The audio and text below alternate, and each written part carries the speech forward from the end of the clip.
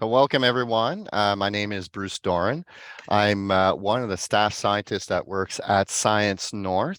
And over the past 3 years, I've also been the program manager for our a program called Give Vaccines a Shot, which is a program to teach people about vaccine science. Obviously, there's a bit of COVID information that's included as part of that. And the reason why we're able to do this is because we got funding from the Public Health Agency of Canada in order to kind of teach people using online initiatives about vaccine science. Before I begin, I just want to mention there's a little disclaimer that the Public Health Agency Canada wants me to say every time.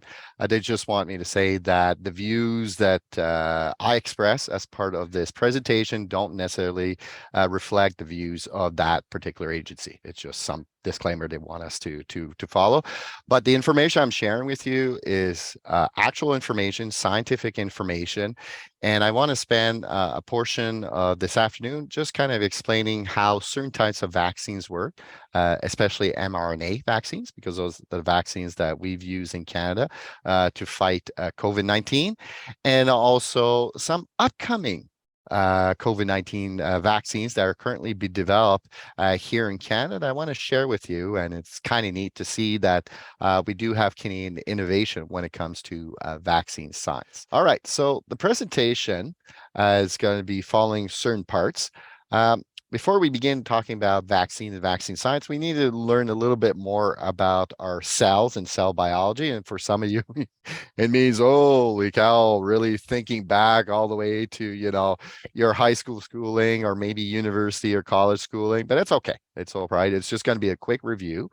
Um, Very quick review or overview about the biology of the coronavirus that has affected us in the past 3-4 years. Talk very quickly about the immune system. Again, I'm not going to go into too much detail, but just kind of understand how the immune system works, especially in the context of vaccine science. We'll talk very quickly about the traditional vaccines that we've all taken in the past, whether it be polio or flu vaccines and so on and so forth. And then focus on mRNA vaccines. And then I want to talk about some of these new and exciting developments that are currently being done here in Canada. All right. So let's start with some very basic cell biology. So this is a diagram of our cells. I'm not going to go into too much detail, but I want to point out a couple of things. All cells have this external membrane that keeps the stuff inside the cell and keeps other stuff outside the cell. Okay. And membrane is very permeable. It will allow certain things to go in and out. It's a very important barrier that the cell has to make sure that the cell works well. Inside the membrane, there's kind of a gelatinous liquid and has a lot of the chemical reactions that happen in the cell. That is the cytoplasm. And then we got this big round thing called the nucleus. And the nucleus contains really the genetic information, our library that makes us us. Okay. It contains all the genetic information that allows the cells to work and allows us to be humans, really. All right. So inside the nucleus, we have this genetic information that is called DNA, deoxyribonucleic acid. Again, I'm not going to go into too much detail with that. You probably remember A's and T's and G's and C's and the nucleotides and all that and how they arrange really is the message of our genetic information. So we got DNA in there. And then what our body does, it makes a copy, certain copies or certain sections of DNA copies that are called mRNA. So think of DNA within the nucleus that, this is the library book, the information that you're not allowed to take out, but you can take a photocopy of the page that you want. So the mRNA is that photocopy. It's a copy of the DNA. And why is that important? Because that mRNA will go through the nucleus, the nuclear membrane, into the cytoplasm where other proteins called ribosomes use that genetic information, that copy, to make proteins. And essentially, proteins are molecules that our body uses to do everything that the cell needs. So proteins to build parts of the cell, proteins are called enzymes that allow cellular processes to happen very quickly. So that's the way it is. So the information that's inside the nucleus is copied into mRNA. The mRNA then goes to the cytoplasm, and then normal processes of the cell will take that information that's in the mRNA to make a protein. And then the cell will use the protein for whatever it needs. All right. So that's cell biology 101 very, very quickly. Now let's look at the coronavirus. Again, this is a diagram of SARS-CoV-2, which is the virus that causes COVID-19. And if we look at the different components, it has a membrane. It has that outer membrane. It keeps the stuff inside the virus separate from the stuff that's outside the virus. The genetic material of a coronavirus, they don't really have DNA. They only have RNA. That's all they have. And they use that genetic material in order to make more copies of itself. And then the other thing I want to highlight are these little proteins that stick out of the virus that are called spikes. All right. And it is these spikes that allow the virus to attach to our cells that eventually goes inside our cells and make us sick. All right. And I just want you to remember these spikes because it's important in the development of mRNA vaccines. So that's it. That's all a coronavirus is. It's a very simple thing. I'm not even sure if we could call it a living organism because it can't really do anything on its own. It needs to go inside our cells to become alive in order to make copies of itself. And if you look over the life cycle of how this virus works, again, I'm not going to go into all details, but essentially, when the virus goes inside our cells, certain types of our cells, it will then use the cellular mechanism, everything that our cells normally does to keep it alive, to make copies of itself. That's really what a virus wants to do. It just makes copies of itself over and over again. And unfortunately, can cause some cellular damage and can be pretty bad, especially in our lungs or other parts of our body, which could cause some people to get extremely sick. This is where our immune system comes along.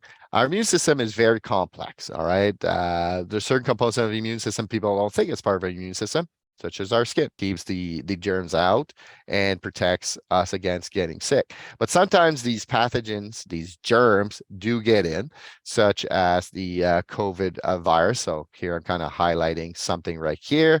And the way it works with the immune system is, again, I'm not going to go too much detail, but there are cells that will engulf, foreign particles, in this case, the virus, and then show them to other cells. In this case, we call them T lymphocytes. And then two things happen. These T lymphocytes will direct the formation of two separate groups of cells. It's more complicated than that, but for the purposes of what we're trying to do, killer T cells and B lymphocytes. Killer T cells, what they do is they go around your body and they look for some of your cells that have been infected by the germ, because some germs will hide within our cells, such as the virus I just mentioned. And the way to get rid of that germ that's inside one of your cells, it just goes along and it kills your cell. So then the germ pretty much dies. Other types of cells called B lymphocytes start producing these things, the kind of Y-shaped things, are called antibodies. We've all heard about antibodies. And those antibodies will be specific for the germ that it's attacking. All right. So essentially, the immune system can recognize something that's foreign, that's not supposed to be there, and produce the right cells, such as killer T cells, and then eventually plasma cells, that will mount a defense to kill the virus, to kill the germ that's within us. All right.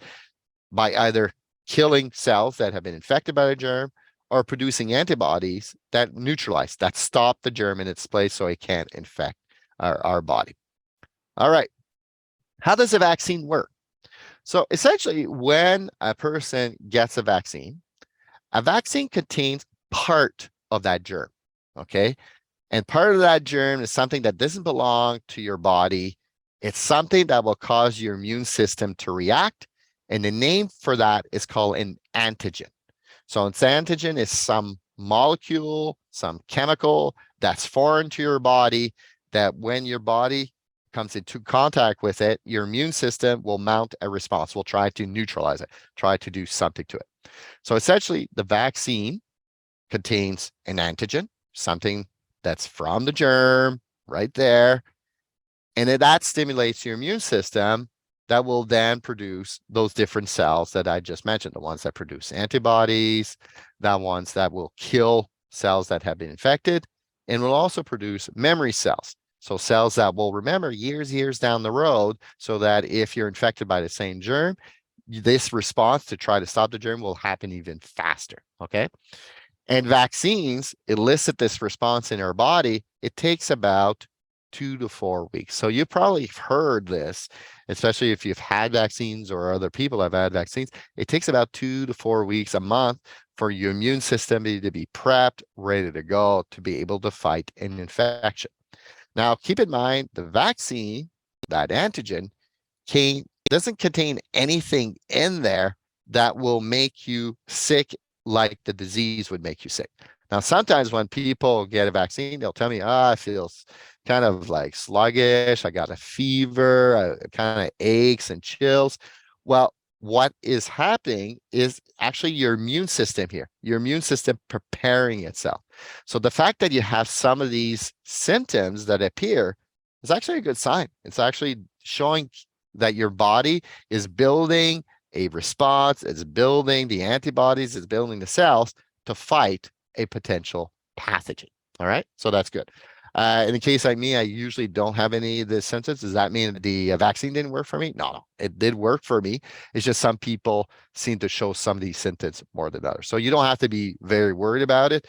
Some of the adverse reactions that people are sometimes afraid of, well, they happen within the first 15 to 20 minutes. So that's why the healthcare professional asks you to wait in the waiting room a few minutes after you've been vaccinated. But after that time, the worst that most people will get is exactly that. They might get a chill, a headache, might not feel good for a day, but your body will recover generally very quickly. Okay, so the vaccine gets your immune system ready to fight a germ. So let's say you're exposed to the germ that you've been vaccinated against. And for example, exposed to a specific antigen that the vaccine has, your immune system will recognize that. Will say, hey, whoa, I've seen this before. What is going on? This is not supposed to be here. And right away, you get plasma cells and cytotoxic T cells that are already in your body, especially about a month after you've been vaccinated, ready to go. So the virus will come inside of you, okay, if you're unlucky, and it will neutralize it very quickly. And so in many cases, people may not even show signs of disease, or if you're unfortunate, you might get sick, but you would not get as sick as long or as bad as compared if you didn't get vaccinated, because your body's ready to go to fight an infection. Now, let's say you got vaccinated and it's years down the road and you get exposed to that germ. Now, again, your immune system is going to recognize it and say, whoa, what's going on? And what's really neat about the immune system, it has a memory. So even if you got vaccinated for something like polio years down the road, the immune system remembers that, has cells called memory cells that are ready to go, and they will transform into either plasma cells or cytotoxic T cells that will neutralize that pathogen very quickly. So for certain diseases and certain vaccines, you get what are called booster shots every 10 years, 20 years, depending what it is. And those booster shots just kind of re-waken up your immune system. But what that shows, the immune system has a memory. It remembers what it's been exposed to in the past, whether it's been a real disease or the actual pathogen or a vaccine, and is ready to attack that pathogen, that germ, faster a second time. So you generally don't get very sick even years down the road. All right, so let's look at what traditional vaccines looked like, especially up to about 2019. So traditional vaccines either use an inactivated germ, let's say a virus, and essentially they take the virus that could cause the disease, they pretty much kill it, and they use that as vaccine. So what happens, your body will recognize the virus, the germ, and say, oh my goodness, there's something that doesn't belong here, will mount an immune system response to it, but the germ's dead. So it won't get you sick, but your body will react to it as if it's something really, really dangerous and prepare you for an actual germ that might actually get you sick. Now, other types of vaccines use very weakened viruses or weakened germs. So germs that, they kind of irradiate or put in certain chemicals to weaken them. So they can't really make you sick. They're just a little bit active. And again, your body will be able to get rid of it.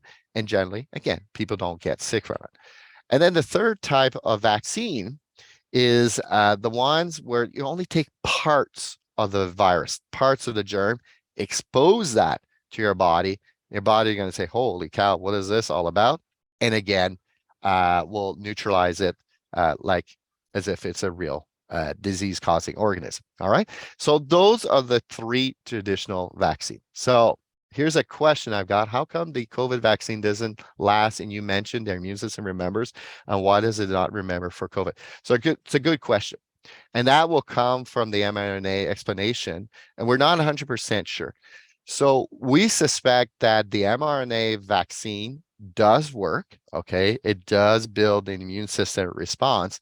But from what we understand as scientists, it is not as effective as our traditional vaccines, especially the inactivated virus and the live attenuated virus, to really build a really strong response. The response is there, but it's a little bit weaker.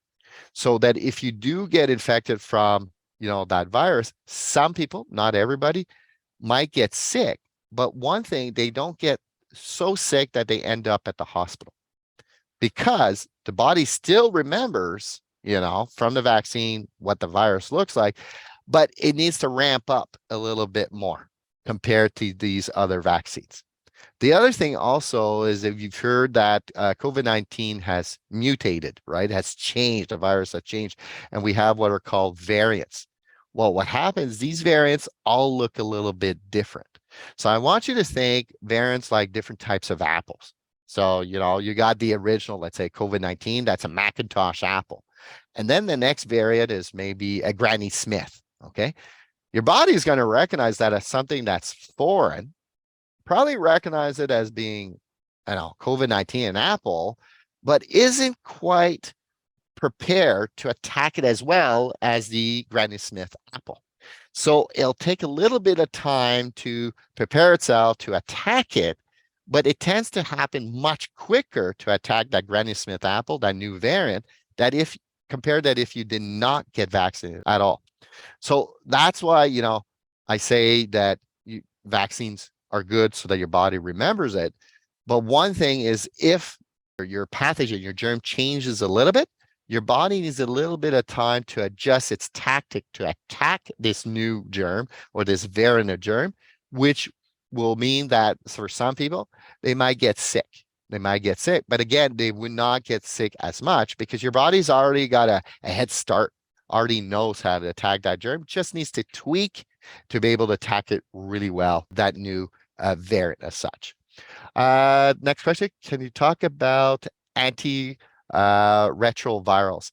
Yeah, antiretrovirals, I know some of it, not too much. Essentially, it's a bunch of different, let's say, medications, let's just say, can be enzymes, can be different things that prevent certain viruses to be able to attach to your cells, or if they do get into a cell, to be able to make copies out of it.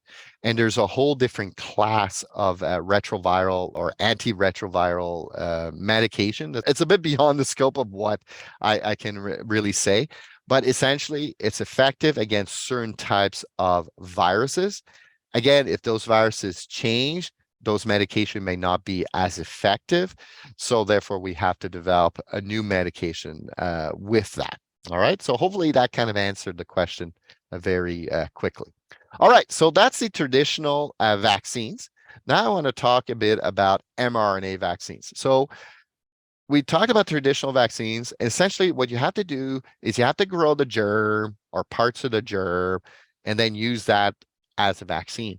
But mRNA vaccines are a little bit different. What they did is they knew a little bit about the SARS-CoV-2 virus. They knew something about it. And essentially what they did is they took part of its genetic information They read it. You can actually do this in the lab. And they knew the part of the genetic information that codes for the spike protein. Okay. The protein that allows the virus to attach to your body.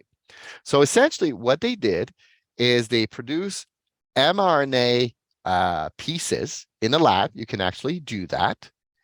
And they put it into what is called a nanoparticle. Okay. It's really just a fat globule. So just think of your salad dressing. You got salad dressing, you mix it, and you see these fat globules just kind of floating around. That's what it is. It's obviously microscopic, and they put it in there. All right. Now you might think, okay, why did you do that? Well, essentially what happens is when you take an mRNA vaccine, and here's our cell, what happens is these fat globules are transporters. They help transport that piece of mRNA so that it goes inside your cells.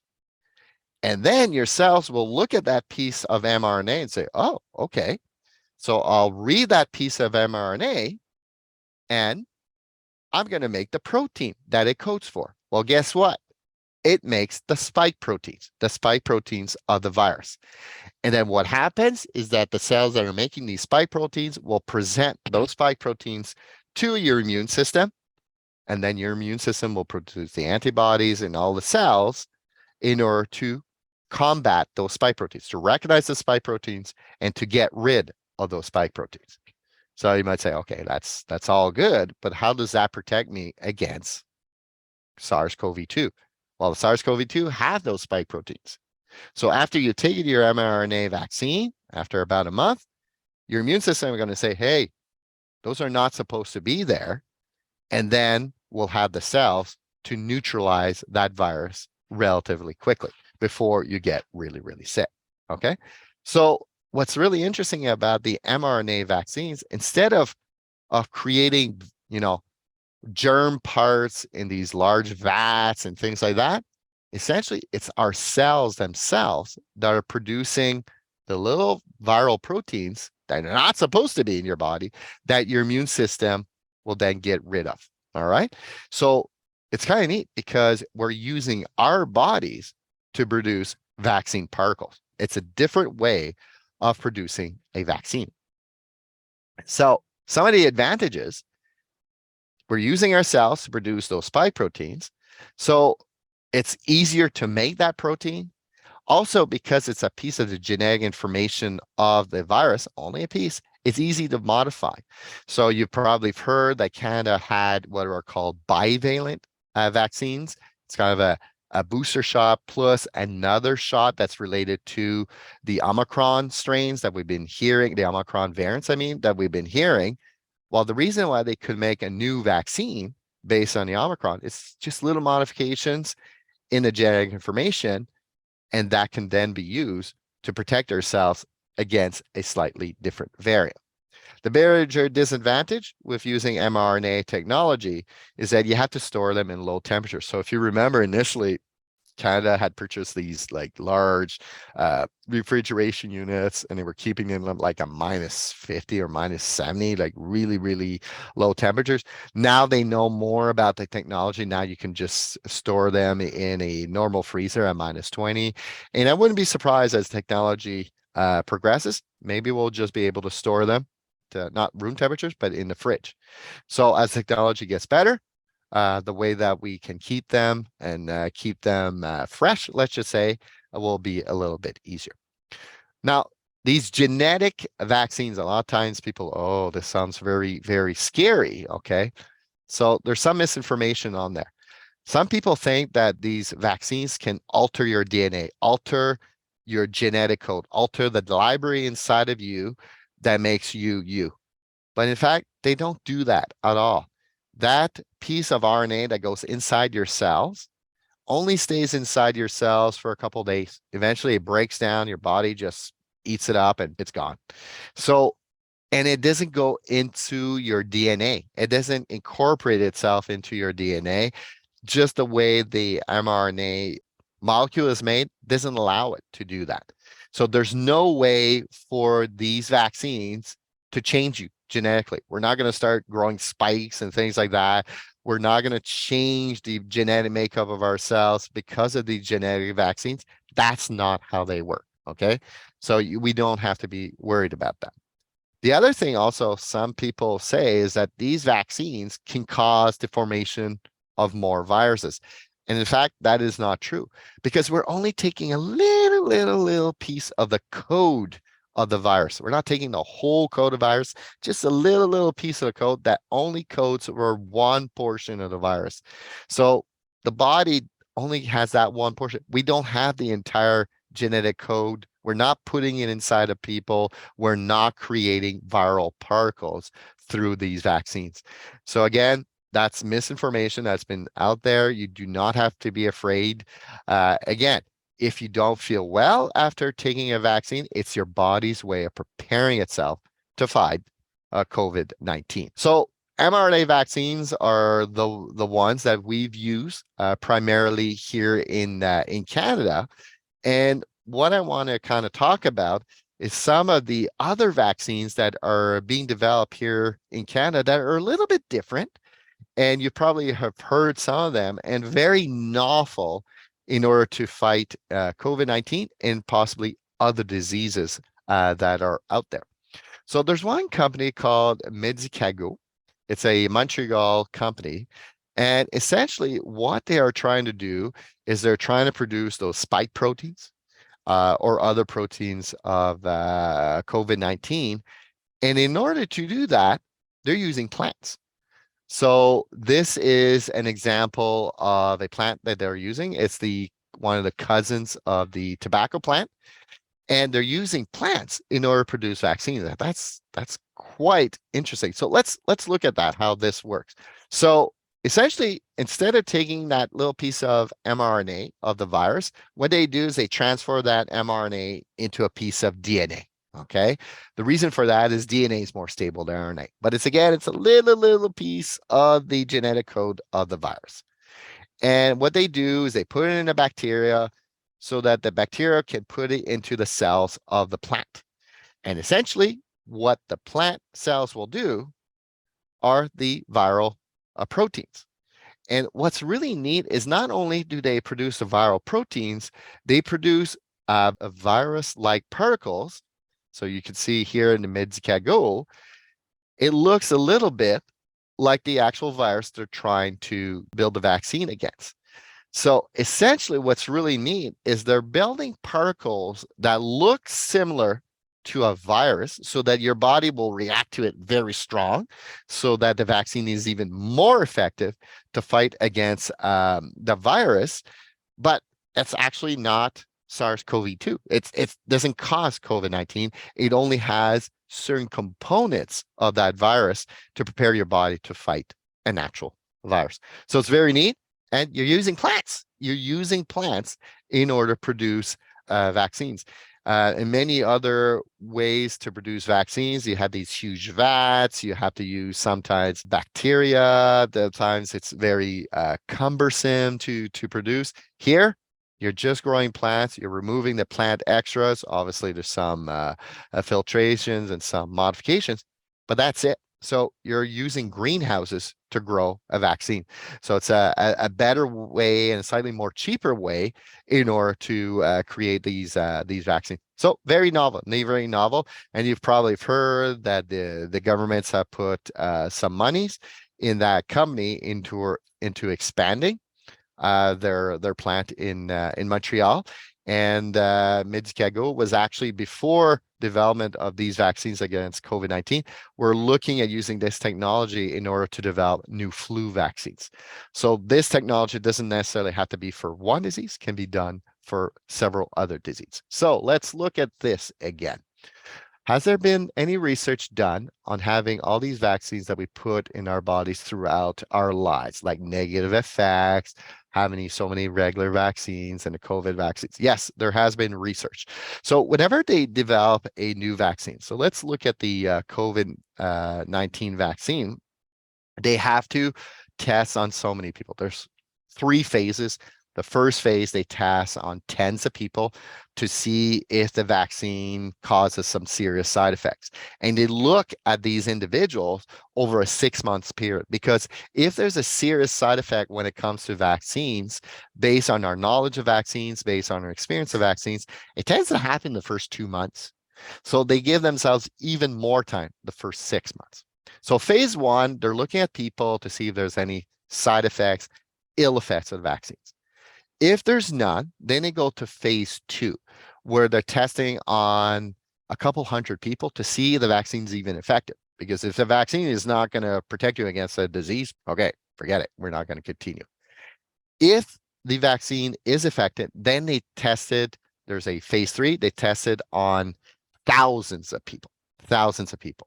And again, every time they're testing people, these vaccines on people at every phase, there's a 6 month delay between when they get the first dose to when the experiment ends. In other words, until they give it 6 months to see if there's any ill effects. So what was really interesting is that they tested it roughly on about 100,000 people.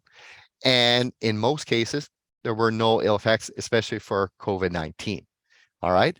So when we talk about some of these diseases, think about polio. A lot of us have had our polio shots and we haven't had ill effects of that. These vaccines have been tested and tested to make sure, they're safe. I think the fear is that a lot of people think with COVID-19, it was like approved very quickly. And yes, it was approved much quicker than many other vaccines. And one of the reasons for that, and I'll tell you, is because there was a lot of money thrown to help with the research with this particular type of vaccine, the mRNA vaccines. And I always tell people, I want people to think about, this example about making a burger. If you make a burger at home, right? You have to get the bread, you got the bread, you have to, get the patty ready. You have to get all your vegetables sliced up, everything. You build your burger. You have to start your barbecue, so on and so forth. So let's say it takes you 15, 20 minutes to make a burger, right? Because you're alone, you're doing whatever you need doing to make that burger. But let's say you go to a fast food chain, such as, McDonald's, whatever. You got your burger in under a minute or two. Well, the reason for that is the processes are done by several people using several pieces of equipment, and they can speed up the process very quickly. And that's essentially what happened with COVID-19. Because there was so much money put into it, the process in order to do the testing, in order to get the people, in order to actually make the vaccine, was done in such a way that wasn't anything that would hinder. They were able to go from one step to another in a way that can be done much more efficiently, much smoothly. And the result was done in a way that was much quicker than other vaccines. A lot of times with other vaccines, they do phase one and they have to try to get money to be able to do phase two. And then they have to try to get money in order to do phase three. Well, there's a lot of delays there in order to be able to get the money. And with COVID-19, the vaccines, they were able to kind of take all this time that would have been done over, a couple of years and compress that in a way that was done a little bit quicker, but without really affecting the safety of those vaccines. We still followed the same steps. It was just done in a way that there wasn't any delays between the steps. All right. So when we talk about side effects and things like that, I mean, we're 3 years down in the pandemic. We've had billions of people vaccinated, and we haven't seen some major side effects. Now, the next person did talk about their Moderna shot getting highs in the body. And yes, I will say, and I'm not going to sugarcoat it, some people did get effects from these vaccines. So the highs is a good example. Some people had blood clots because of that. And those are very rare cases. They may say, well, Bruce, didn't they see that with the testing? They didn't see that with the testing because they tested on, let's say, 100,000 people. Okay. And these effects that you see tends to happen in, let's say, 1 in 10 million people. So that's why they didn't see these effects in 100,000 people, because they are so rare. That's what has happened. And they would have needed to test it on 10 million, maybe a billion people to be able to see some of the effects. But again, they are very rare and very minute. And once we discovered these effects, then we were able to kind of guide people or certain groups of people on which vaccine would be a bit more preferable for them to take compared to other groups of people. But all doctors will say, the chances of an individual having these side effects and the outcomes of the side effects are so small compared to the negative outcomes that somebody could get from actually contracting the disease of COVID-19. So it's kind of a risk management. You have to look which one's worse. Getting COVID-19 is a lot worse for certain groups of people than getting the potential side effects of the vaccines. Comes to that. And why did Pfizer shot not get highs in that way? Unfortunately, I'm not 100% sure to let you know why one gave you a certain effects compared to the other. It's probably slightly differences in the ingredients as such. I will tell you, it's not the mRNA molecule as such. It's probably the transport system is a little bit different for one compared to the other. And that's why maybe you had slightly different effects for one and the other. All right. The COVID-19 vaccine cannot cause cancers. The way that the mRNA molecule, that little viral particle is, it only codes for that spike protein. And like I said, it doesn't say in your body gets degraded. When you have something like cancers, it means that DNA particles or particles of, let's say, virus, I'm thinking like the ones that cause cervical cancers and things, they integrate inside your cells. They become part of your cells. They stay forever and potentially could cause cancer. But the mRNA vaccines don't do that. They don't do that. They don't stay in your body forever. They get destroyed. The particles get gone. It does its job. It causes your body to produce those spike proteins, and then you build an immune system response. So hopefully that kind of answered questions. Okay, so just to come back, Medicago, very neat way of producing virus-like viral particles that won't get us sick, will protect us against certain diseases. All right, so next one. McMaster University is developing a vaccine using a process that has already been developed in the past.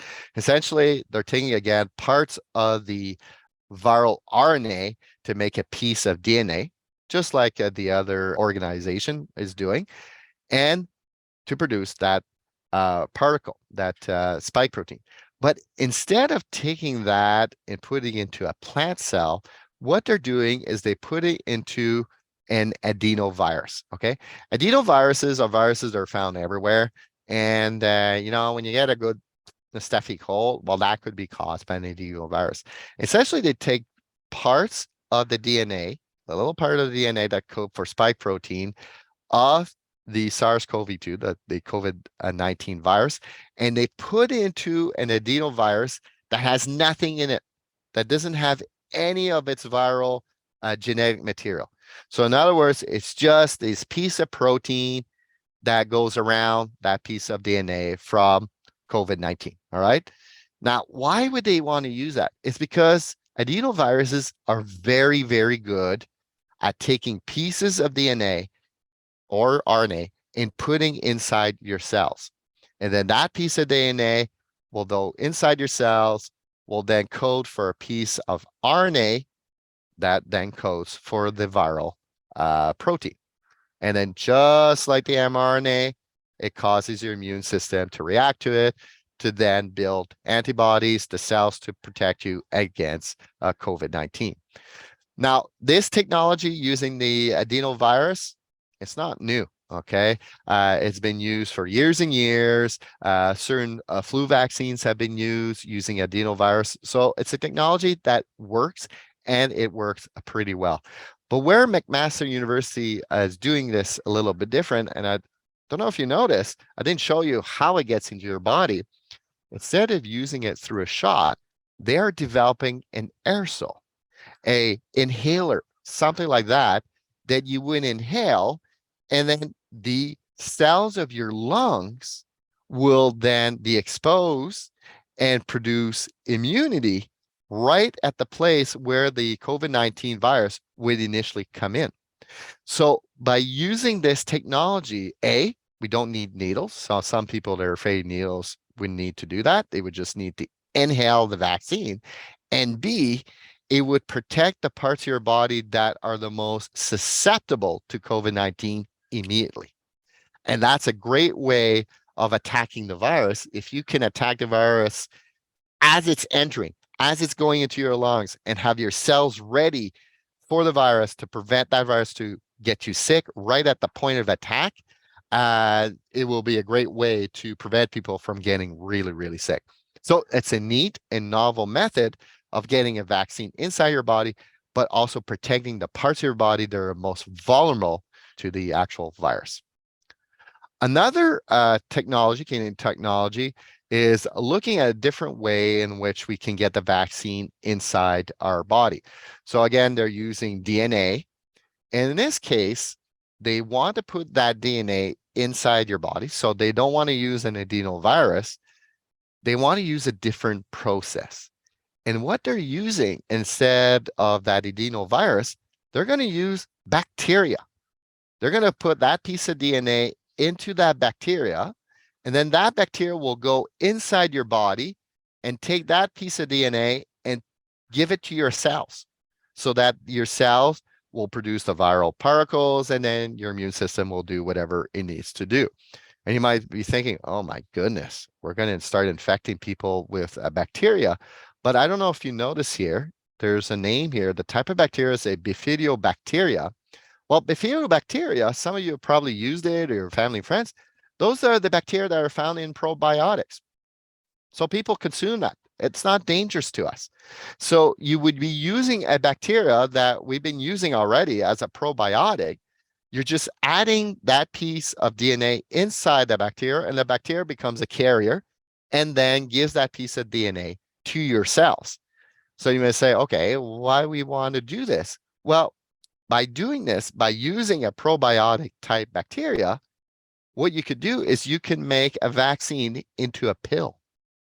So instead of having these expensive needles, instead of having to have a healthcare professional, such as a nurse or a doctor that needs to inject you for this vaccine, you could just imagine it's a pill that you could just store at room temperature, that frankly, you could go up to a pharmacist and ask for a pill. You take it, and then you're vaccinated against COVID-19 or other diseases.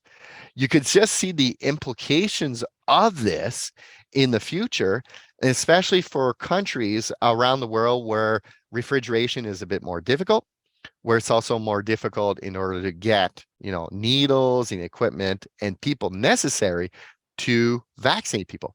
This is an easier step in order to be able to vaccinate a large portion of our population in the world in a safe and effective mechanism. And essentially, it's just taking a pill. Taking a pill, it goes into your gut. The bacteria will give the DNA of the virus into your gut cells, and then your gut cells will produce the spike proteins, and then your immune system does whatever it does in order to protect itself. So it's a novel way.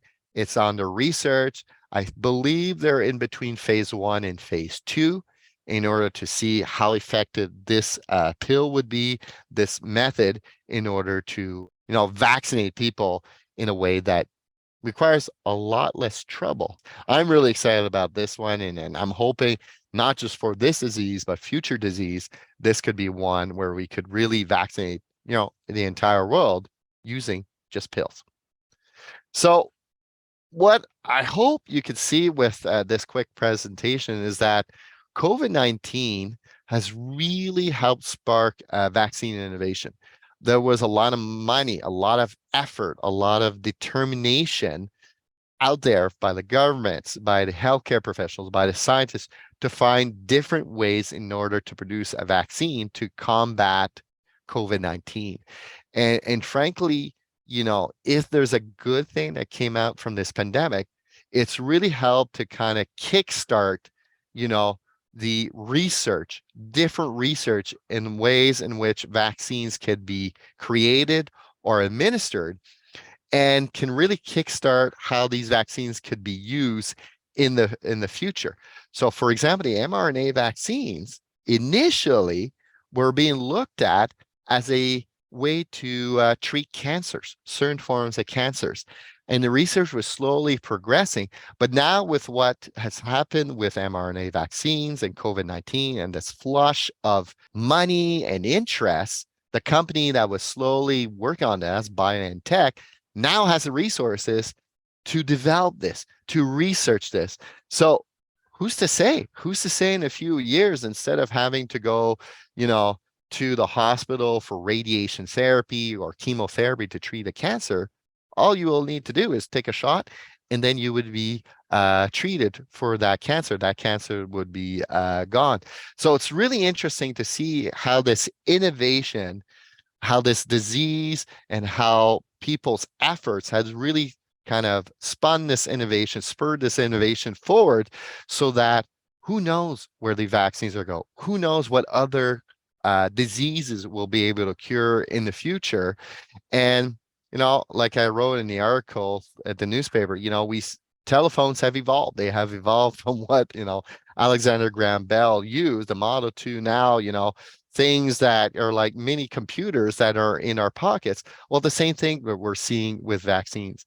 They started with, certain types of vaccines, and now we are going into a technology where we can modify vaccines quicker to be able to combat diseases even quicker, and maybe vaccines to cure us for certain disease that have nothing to do with germs, but how our body works, and maybe increase our life expectancy, and maybe even improve our health. All right, so this is the end of my presentation. Thank you very much